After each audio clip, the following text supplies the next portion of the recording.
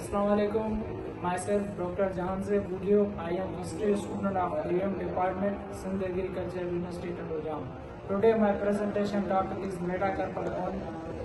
ये जो आपको बोन दिख रही है, ये मेटाकार्पल बोन है, जिसको हम इसके दो तरह के पार्ट होते हैं, एक प्रोक्सिमल पार्ट, दूसरा डिस्टल और एक बीच में शाफ्ट। तो आज हम ये डिस्कस करेंगे इस बोन में क्या क्या चीज़ें होती हैं और ये किसके साथ आर्टिकुलेट करता है।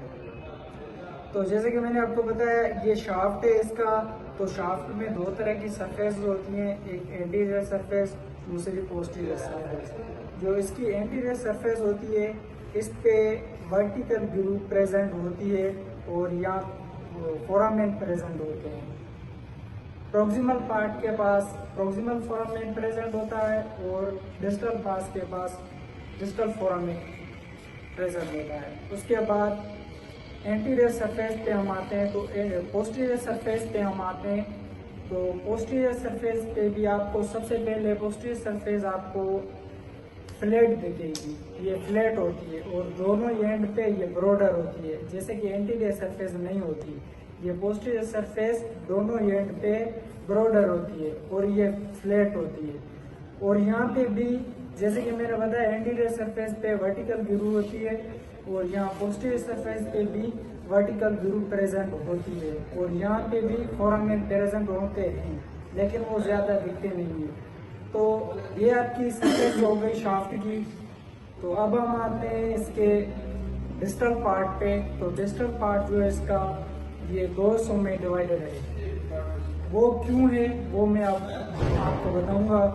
तो ये जो डिवाइडेड है, ये जो आपको एरिया दिख रहा है, ये क्लिफ्ट कहते हैं इसको हम। इस क्लिफ्ट की वजह से ये दो हिस्सों में डिवाइडेड है और ये जब डिवाइडेड हो जाता है तो फिर ये कोंडाइल बन जाते हैं। तो कोंडाइल, एक ये कोंडाइल, एक ये कोंडाइल, ये दोनों ही कोंडाइल दो पार्ट्स में डिवाइडेड है और ये कोंडाइल फर्स्ट फेलेंसिस के साथ आर्टिकुलेट करते हैं।